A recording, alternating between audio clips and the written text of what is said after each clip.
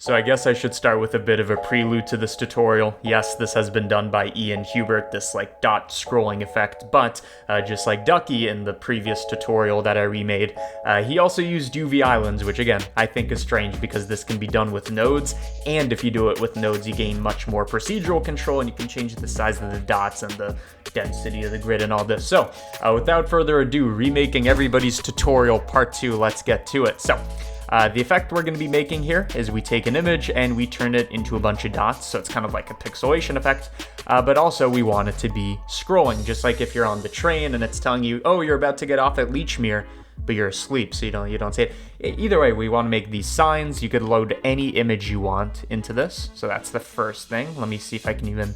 I made an example image for this. There it is. You can make custom text, so here I have CG Matter. And this also leads to the second point. You can kind of tell we can't really see what this spells out. The point of doing this with nodes is we can control the density of this grid. So this can be changed on the fly. We can change the speed of the scrolling. Additionally, the size of the dots. These are all things we're going to be able to do. So it's a couple nodes. I'll explain it. No biggie. Let's start with a new blend file. So for this project, I'm using Blender version 2.92. I'm aware that 3.0 Cycles X is out. I'm not on it quite yet. I should be, but for now, 2.92, use any version you want. Should all be compatible. Either way, you're inside Blender, you're gonna delete the cube as per usual and add in a plane because everything we're gonna be doing here is a material based effect. It's gonna be procedural, it's gonna be done with nodes. So with the plane, go to shading, create a material, and go to top view. Because again, everything we're doing is the material that we're projecting on the surface of the plane. So really we could do this with compositing nodes, but whatever. So first thing we need to do is we need to load in an image, and then we're gonna manipulate it until it looks like, the way we want it to. We're gonna pull the strings. So image texture, we're gonna load in an example image. For this one, I'm not gonna use the CG Matter thing quite yet because I want to use an actual image so we can see what's going on. So here you can see we have an image of the gang, and here's me with a beautiful mustache and short hair. Either way, here's a picture, and what I want to do is turn it into a circular pixelated effect. Well, how do we do that? It's in the name. It's circular and it's pixelated. So first of all, we need to turn this into a pixelated thing so it's not like this high resolution image, and then we need to make it not just pixelated, but each pixel is a circle. So how do we do this? Well, remember, and by the way, I'm going to be using node previews here as I have been for the last couple tutorials. Link in the description if you want node preview. I just use it for explanations. Either way, with this image, what you can see is that this is using some set of texture coordinates, which it's not showing. If I hit Control T on this, you can see what it's actually using is UV coordinates, which makes sense. We have the plane, we have a UV map, it's applying the image. So if we were to manipulate this UV map, in other words, put nodes here, it's going to change the resulting output. So what do we want? We want the pixelation effect. What I recommend for this, I've done different versions of this in the past, but nowadays, I think 2.9 past, there's been some new math functions. I just take vector math. I set this to snap. I need to find snap, but once I do, you set it to snap. And this is actually the one-stop shop for making pixelation effects. You can see if I take all three of these and just kind of increase and decrease the number, we get different amounts of pixelation. Why does this work? And wow, this looks creepy on the eyes. Why does this work? What the snapping function basically does is it takes your inputs, in this case texture coordinates, a set of x, y, z vectors, and it's going to snap them, it's going to round them to the nearest 0.01 in this case. So for example, if I was to set all of these, it might be easier to set a single number. So what we have right here is a single number that controls all these. If we set the value that it's incrementing to, it's snapping to, as a 0.5, it's going to snap to the nearest 0.5. Well, if UV coordinates, as we can see here, go from 0 to 1 on x and 0 to 1 on y, it's going to snap to the nearest 0.5, so halfway across, and then all the way across. If I set this to 1 divided by 3, so 0.333, 1 divided by 3, now you can see we have a 3 by 3 grid, so because it's snapping to the nearest third, and it can do that 3 times. We can do it to the nearest fifth, to the nearest 20th, and as we increase this number, it's going to more and more closely approximate the original image. And because we're doing this reciprocal relationship, it probably makes sense to add in a math node, set it to division, put it here, put it here. I'm just making a nice little setup for us, like this. Here we go. Where now what we can do is we can just put in the integer that we want. So 1 divided by 10 is going to give us a 10 by 10 grid. So here's the value, we're dividing it, and then we're snapping it. So you can see, again, it's going to take our UV space and make it more discrete by rounding or snapping to the nearest increment. And you can see what this looks like visually in the node preview. And then it's going to take this and apply it to the image. By the way, the reason this works so well is once we've incremented the UV space and made it discrete, the way you want to think about this is the image is basically going to look at this plane, and anywhere inside this square, it's going to pick a single color, anywhere inside of this square, another. There's no continuum. For each square, it can only sample a single point, because now this has been set to a single vector. Okay, that's kind of the key insight here. The rest of this is just a bit of nonsense. So we have a way to make this pixelated. Now let's make it circular pixelated. Well, if you think about it, all we really need to do here, since we already have the pixelation, is we say, no, we don't want squares. We're just going to make a circular mask and just say only reveal the pixel inside that circle. That's the key idea here. You could do this with some complicated texture coordinate stuff instead of what we did here, but just doing an overlay is fine. So to make the circular grid, in this case we want a 40 by 40 grid, and it should change with it. To do this, here's what I recommend. We are going to take vector math again. By the way, for all of this we should be using UV coordinates, so we have a single coordinate system. So I'm going to connect this here.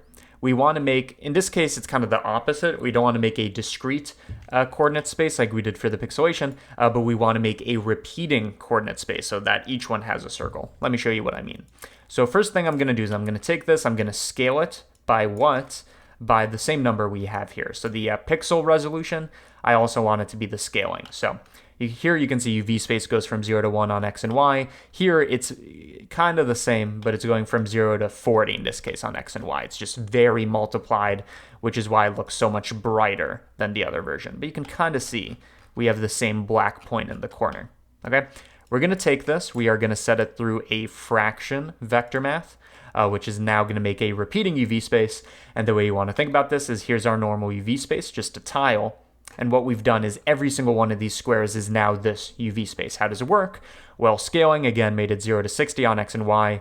What fraction does is if we go over 1, it's going to round back down. So 1.234 just turns into 0.234. We get rid of the integer part, which when we go from 0 to 60, makes it go from 0 to 1, 0 to 1, 0 to 1, 60 times.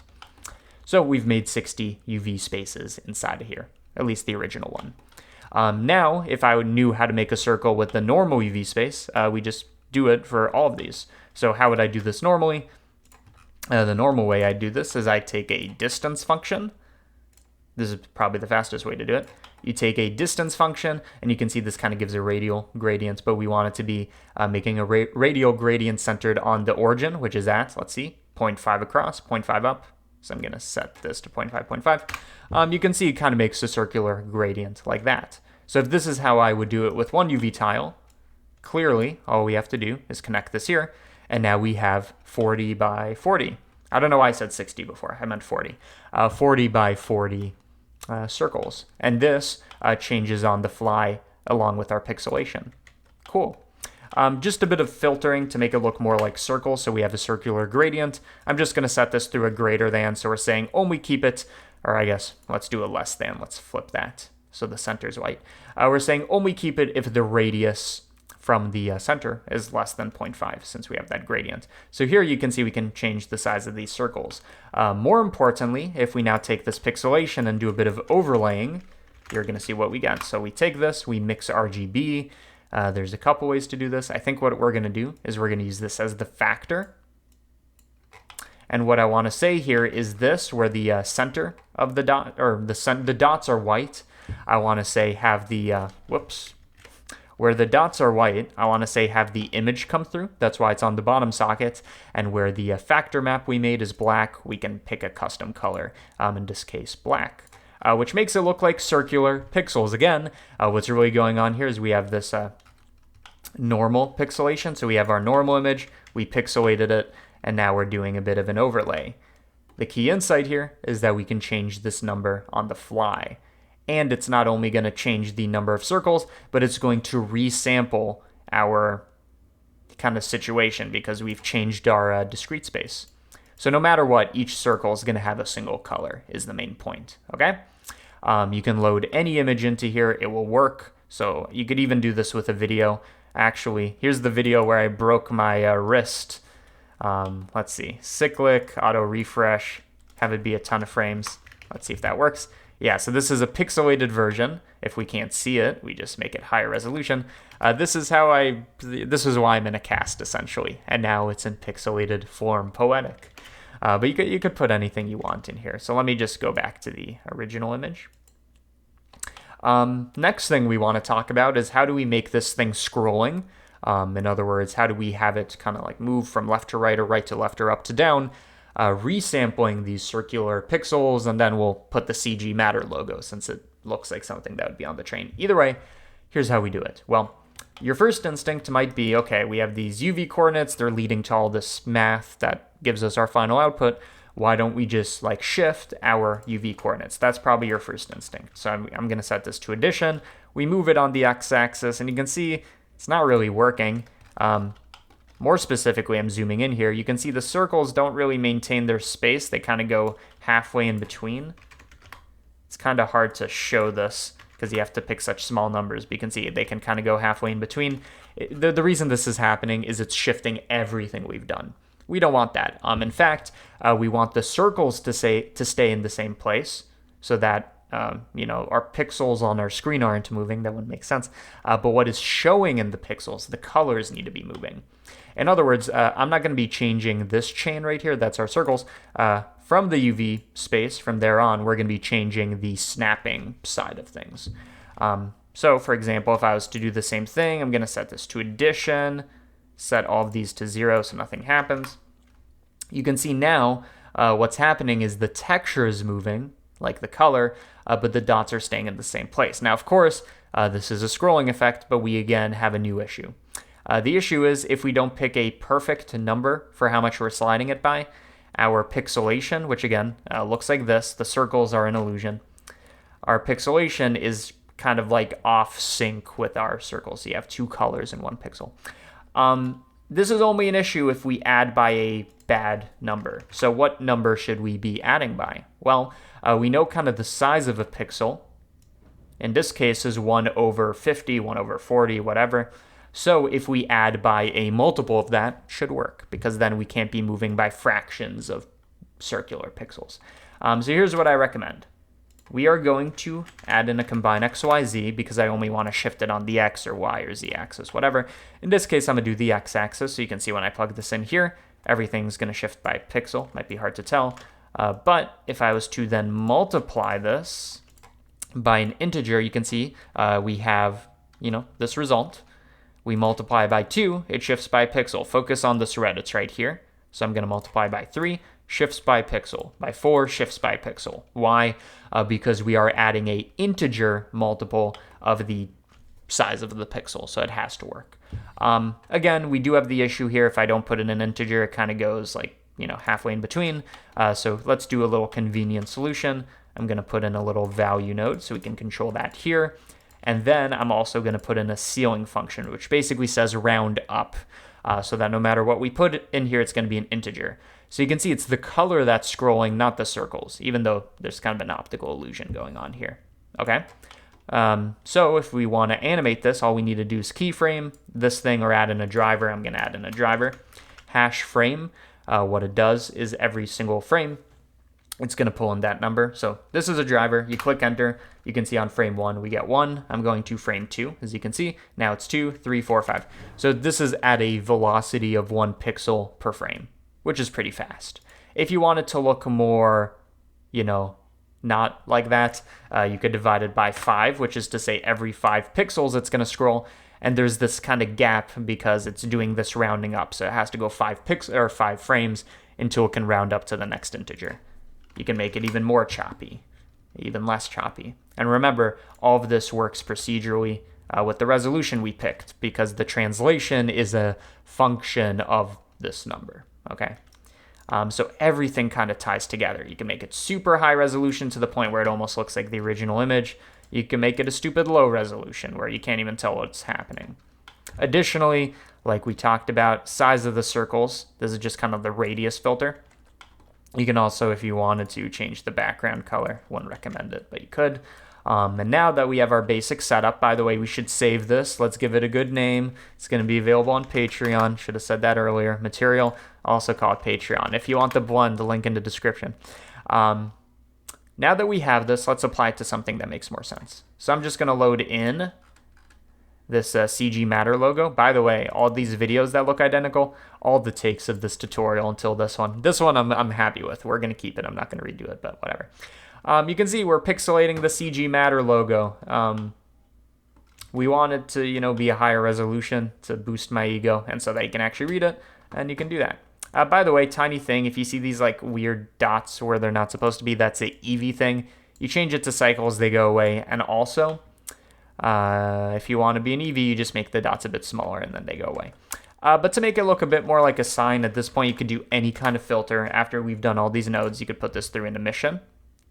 So I'm going to put it through an emission. I'm going to make it green. So this is the strength. The color, I can choose whatever color I want.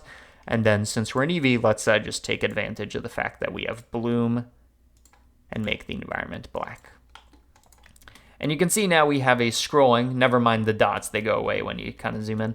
But we now have a scrolling effect. And by the way, the reason this loops and once like part of the CG Matter comes off, the other one comes on, is because this texture is set to repeat. If it was set to extend, it wouldn't do that. If it was set to clip, it wouldn't do that.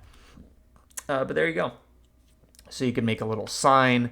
You could animate the scroll speed, the resolution. You already know what's up. So I think at this point I've kind of taught the essence of it. So let's go out of here. So 17 minutes, not too bad. So either way, this is the procedural approach of how you do this tutorial. Sorry, Ian. Sorry, Ducky. Anyways, we've made it to the end. What is this on the right? Is it a list of, I don't know, awkward pauses? I've run out of ideas. I should write this before I get here. Either way, is it a list of that? No, it's a list of 700 plus patrons. I want to say thank you to all of you. And also, this is an advertisement for Patreon. Why do I advertise my Patreon, and why would you want to be part of it? Well, CG Matter and Default Cube runs off of Patreon, and what you get out of it is one, blend files like this one. Additionally, any other blend file I've uploaded over the last 2-ish years, you get access to with a 1-month subscription. You also get early access to tutorials. This tutorial you could have watched a day early. You didn't, unless you are a patron, but you could have. Additionally, Discord access, exclusive tutorials. I think I'm going to record an exclusive tutorial right after this that are available on either channel only for patrons. All of this exists over there. If any of this sounds interesting, there's a link in the description. Also, Node Preview, link in the description. And I think that's my time. So thank you, patrons. Thank you for watching. Hope you learned something. And that's the essence of it. Bye-bye.